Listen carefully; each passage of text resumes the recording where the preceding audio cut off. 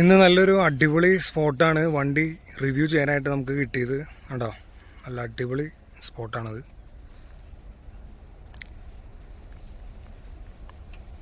പക്ഷേ നമ്മുടെ മുതല് ഇവിടെ ഇരിക്കുന്നുണ്ട്.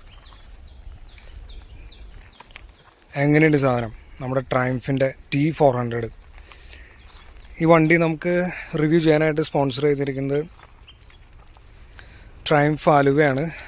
നമ്മുടെ മുട്ടത്താണ് ഷോറൂം വരുന്നത്. നമ്മുടെ ഓൾ ന്യൂ ട്രയംഫ് T4 ആണ് വണ്ടി. സ്പീഡ് 400 ആണ് അവിടെ നമുക്ക് റിവ്യൂ ചെയ്യാനായിട്ട് ഞാൻ പോയത്. പക്ഷെ വണ്ടി ചില പ്രത്യേക സാഹചര്യത്താൽ വണ്ടി നമുക്ക് കിട്ടിയില്ല. സോ നമ്മൾ T4 നമ്മൾ എക്സ്പെക്റ്റ് ചെയ്തില്ല അവിടെ ഉണ്ടാവുമെന്ന് അറിയില്ലായിരുന്നു. T4 നമുക്ക് കിട്ടി. ഇതാണ് നമ്മുടെ വണ്ടി. എങ്ങനെയുണ്ട് സാധനം? നമ്മുടെ പുതിയ ട്രയംഫിൻ്റെ പെട്രോൾ ടാങ്ക് ഡിസൈൻ ഈ ഒരു മോഡലിലാണ്. കണ്ടോ, ട്രയംഫ് 400 അർജൻ മറ്റേ സ്പീഡ് 400 വ്യത്യാസമുണ്ട്. ഈ ഡിസൈൻ നമ്മുടെ സ്പീഡ് 400 ഏകദേശം സെയിം തന്നെയാണ്.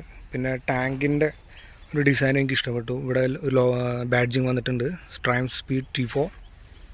ഓക്കെ, പിന്നെ എൻജിൻ സ്പെക്ക് രണ്ട് വണ്ടിയും സെയിം തന്നെയാണ്, സെയിം എൻജിൻ സ്പെക്ക് തന്നെയാണ്. പക്ഷേ റേറ്റിൽ വ്യത്യാസമുണ്ട്. പിന്നെ നമ്മുടെ സൈലൻസറിൽ വ്യത്യാസമുണ്ട്. സ്പീഡ് 400 അലൂമിനിയം ടൈപ്പാണ്. ഇതിനകത്ത് വരുന്നത് കാർബൺ ഫൈബർ മോഡലാണെന്ന് തോന്നുന്നു. കറക്റ്റ് ഏകദേശം ആ ഒരു പ്രോട്ടോടൈപ്പ് മോഡലാണ്.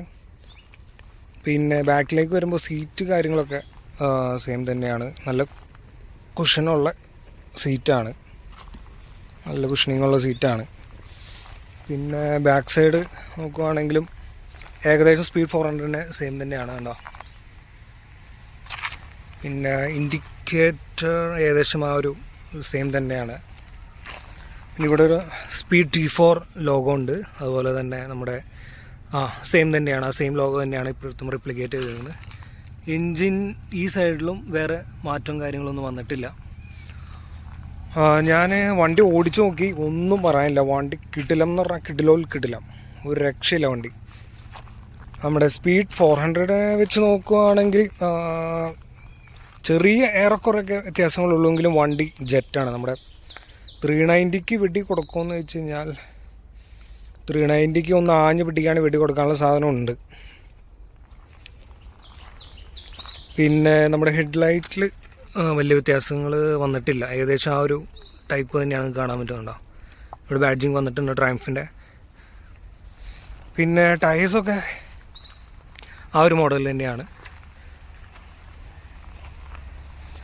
നമുക്ക് വണ്ടി എക്സോസ്റ്റ് നോട്ട് ഒന്ന് കേട്ടു നോക്കാം. ഞാൻ വണ്ടി സ്റ്റാർട്ട് ചെയ്യാം. ഇൻസ്ട്രുമെൻറ്റ് ക്ലസ്റ്റർ അനലോഗാണ്, ഡിജിറ്റലും ഉണ്ട്, രണ്ടും കൊണ്ട് ക്ലബ് ചെയ്തിട്ടുള്ളതാണ്.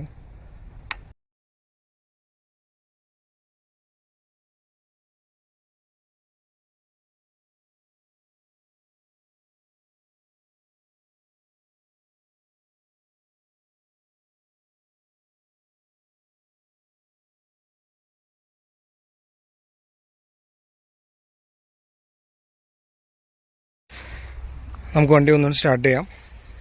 ഓൺ ചെയ്തിട്ടുണ്ട്. ഇവിടെയാണ് നമ്മുടെ ഇഗ്നീഷൻ കീൽ സ്വിച്ച് വരുന്നത്. ഇത് ഓൺ ചെയ്യാം. ചെറിയൊരു ശബ്ദമൊക്കെ ഉണ്ട്.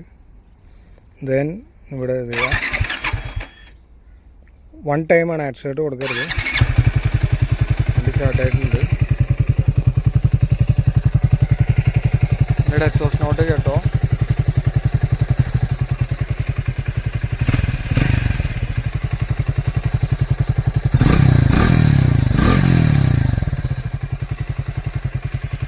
എങ്ങനെയുണ്ട് സാധനം? ഓഫ് ചെയ്യാം.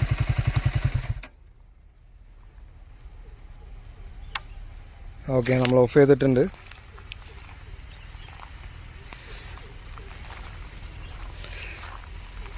വണ്ടിയുടെ ഡിസൈൻ ഒരു രക്ഷയില്ല. ട്രയംഫിൻ്റെ ഒന്നും പറയാനില്ല, അടിപൊളിയാണ്. പിന്നെ വണ്ടിക്ക് നമ്മുടെ ട്രയംഫ് T4 ഏകദേശം മൈലേജ് ഒരു 35-30 ആ റേഞ്ചിൽ എങ്ങനെ പോയാലും കിട്ടുമെന്നാണ് കമ്പനി പറയുന്നത്.